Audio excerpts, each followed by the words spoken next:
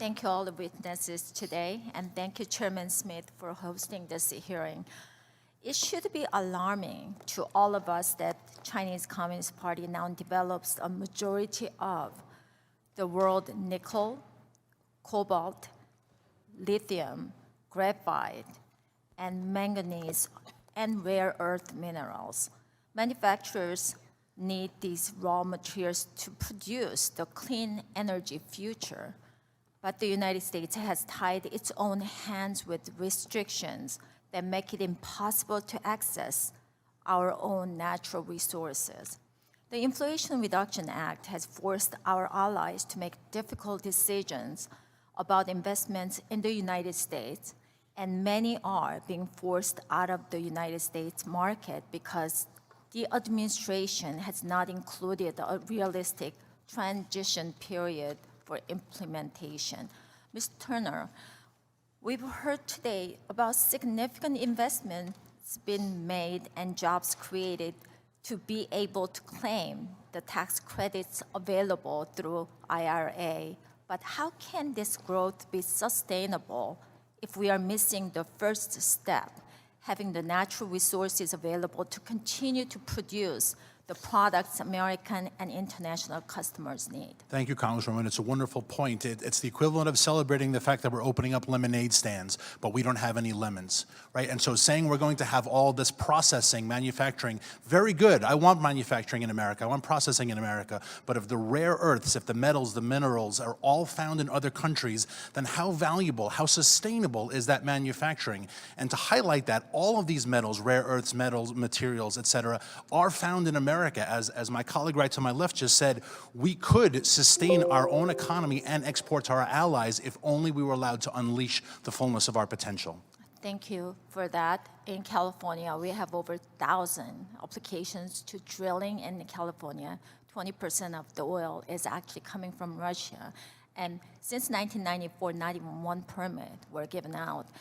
So in my home state, the California Air Resources Board last year approved a new rule that would require 100% of new light and medium duty vehicles sold within California to be zero emission vehicles by 2035.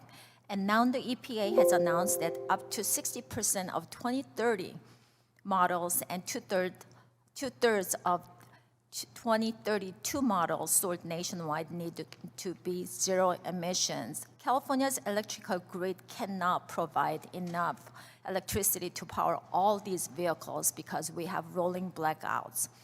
Do you have any concerns that these progressive zero emissions proposals from the EPA and California Air Resources Board? Yes, Congresswoman, and these goals are so far in the future that's because they are absolutely not achievable.